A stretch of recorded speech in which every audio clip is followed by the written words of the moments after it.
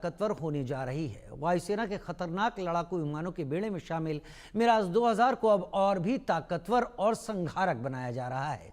Miraj 2000 fighter jet को अस्त्र mark 2 missile से लैस करने की तैयारी है।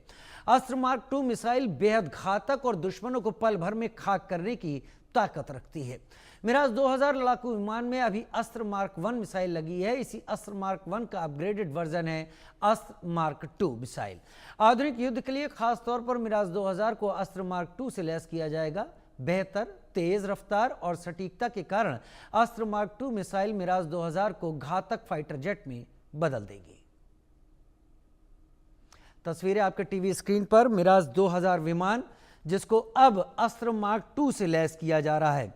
अस्त्र मार्क 2 से लैस किए जाने का बड़ा फायदा इसलिए है कि यह missile beyond visual range missile में आती है, यानी बीवीआर मिसाइल्स में आती है।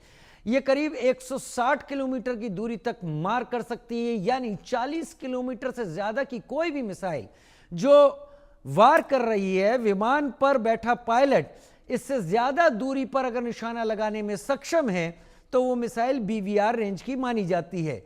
और बीवीआर मिसाइलों के बारे में यह तय है, अगर मिराज 2000 को बीवीआर से लैस कर दिया जाता है तो सुरक्षित डिस्टेंस पर रहते हुए मिराज 2000 अपने शत्रु विमान का पता लगाकर उसे टारगेट लॉक करके और 100 किलोमीटर से ज्यादा दूरी से भी उसको निशाने पर ले सकता है। हमारे साथ दो खास मेहमान इस वक्त जुड़े हैं। Wing commander retired S Sudhakar मेरे साथ इस वक्त जुड़े हुए हैं रक्षा विशेषज्ञ के तौर पर, और major general retired Shashi Asthana रक्षा विशेषज्ञ के तौर पर जुड़े हुए हैं। सबसे पहले विंग कमांडर एस सुधाकर, मैं आपको दावत देता हूं। मिराज 2000 जो 1975 में डसा एविएशन ने जिसकी पहली टेस्ट फ्लाइट की थी, आई होप अगर मैं गलत नहीं हूं तो शायद 1984 में इसे फ्रांसीसी एयरफोर्स ने अपने साथ कमीशन किया था अपनी एयरफोर्स में। आज के दौर में मिराज 2000 से भी डेवलप्ड उसके संस्करण सामने आ चुके हैं। मिराज 2000 अपने कॉम्पिटिटिव से कहां ठहरता है ये ज्यादा बेहतर आप समझाएंगे, लेकिन अगर इसमें बीवीआर मिसाइल मार्क 2 अस्त्र मार्क 2 लगती है तो क्या ये आज के दौर की लड़ाई के लिए बहुत उपयुक्त विमान बन जाएगा? देखिए, ये जो विमान है ये भारतीय वायुसेना में 1980 के दशक में इंडक्ट किए गए थे, और आज अगर हम बात करें तो लगभग 49 ऐसे एयरक्राफ्ट हैं जो प्रयोग में हैं, जिसमें मिराज 2000 जो सिंगल सीटर फाइटर एयरक्राफ्ट हैं वो लगभग 36 हैं, और जो ट्विन सीटर जो अपग्रेडेड वर्जन है जो मिराज 2000 TI है वो लगभग 13 एयरक्राफ्ट्स अभी ऑपरेशंस में हैं। इसकी जो लाइफ स्पैन है वो लगभग 2035 तक है, और तब तक भारत को अपने जो फाइटर जेट्स हैं उनको ना सिर्फ अपग्रेड करना है, वो नंबर्स भी मैच करने हैं। अभी हम एक ऐसे स्थिति में हैं जब हम कम से कम 13 स्क्वाड्रन कम है, हमारी जो ऑपरेशनल स्क्वाड्रन है वो लगभग 29 के आसपास है। I heard 42। हाँ, 42 का हमारा रिक्वायरमेंट है, लेकिन ऑपरेशनल अभी 29 के आसपास है।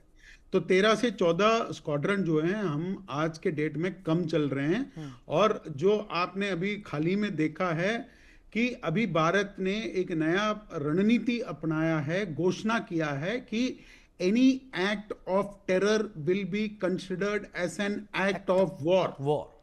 और इसका मतलब यह है कि भारत को अगर इस बात पे खरा उतरना है तो भारत के वायुसेना को आपको बिल्कुल 42 तक पहुंचाना है, क्योंकि एक तरफ आपके पास पाकिस्तान जैसा दुश्मन है और दूसरी तरफ चीन है। मैं आता हूं और डिटेल के साथ आपके पास। हमारे पास दो एडवर्सरीज हैं, LAC पर चीन है, LOC पर पाकिस्तान है। मेजर जनरल शशि अस्थाना, हम लगातार अपग्रेड करने की तैयारियों में हम जा रहे हैं। क्या अपग्रेडेड वर्जन हमें वो अचीवमेंट या वो रिजल्ट देते हैं जो हमें फ्रेश नहीं दे पाता, या ये अस्त्र मार्क 2 से लैस करना क्या एक बड़ा गेम चेंजिंग एक ऑप्शन होगा भारत के पास? देखिए, भारत की जितनी भी स्क्वाड्रंस के बारे में बताया विंग कमांडर साहब ने, तो उनसे मैं इतना बताऊंगा, इतना ही बताना चाहूंगा कि देखिए, रिक्वायरमेंट तो है और हर हालत में हमें state of the art aircraft भी चाहिए और अपने जो एयरक्राफ्ट है उनका अपग्रेडेशन भी चाहिए, क्योंकि रिक्वायरमेंट हमारी इतनी ज़्यादा है कि हमें दोनों ही काम करने पड़ेंगे। नया एयरक्राफ्ट क्यों चाहिए? क्योंकि 5th जनरेशन फाइटर हमारे पास नहीं है। इस जो मिराज 2000 है, इसको अगर हम अपग्रेड भी करते हैं तो भी ये 5th जनरेशन फाइटर नहीं बनता, क्योंकि कुछ और भी कैपेबिलिटीज होती हैं। रेंज भले ही मिल जाए, लेकिन सवाल ये है कि स्टेल्थ कैपेबिलिटी और बाकी जो कैपेबिलिटी हैं वो उस पर खरी नहीं उतरेंगी, इसलिए कुछ स्क्वाड्रन हमें नई भी चाहिए। अब जहां तक बात आती है अपग्रेड करने की, बहुत जरूरी है और बहुत अच्छा कदम है ये। कारण ये है कि 2035 तक उसकी अगर उम्र थी तो उसकी उम्र को अगर और बढ़ाना है, क्योंकि जरूरी नहीं है कि हमारा AMCA तब तक तैयार हो जाए, तो उससे हमें लड़ाई इसी जो हमारे पास है उसी से लड़नी पड़ेगी। और सही फौज जो प्लानिंग होती है वो ये है कि भाई हमें लड़ाई आज की डेट में, अगर हमारे पास जो भी हमारे पास सिचुएशन आती है, जो एयरक्राफ्ट है उससे हमें लड़ना ही है जी। और हमें जीत भी हासिल करनी है। तो इस चीज को मद्देनजर रखते हुए ये अपग्रेडेशन एक बहुत अच्छा विकल्प है।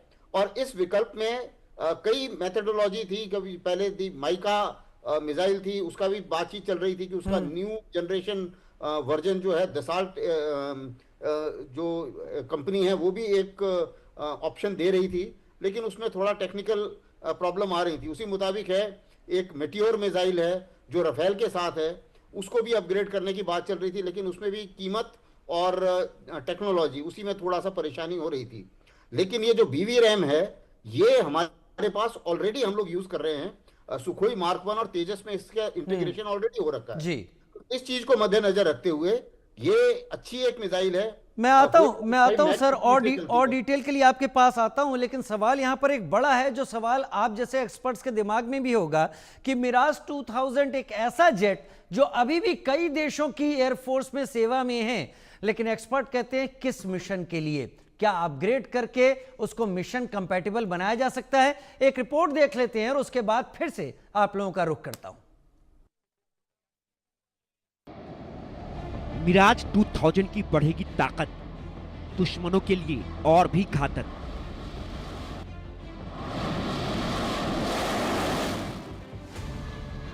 वायुसेना का भरोसेमंद मिराज दुश्मनों के उड़ाएगा मिजाज।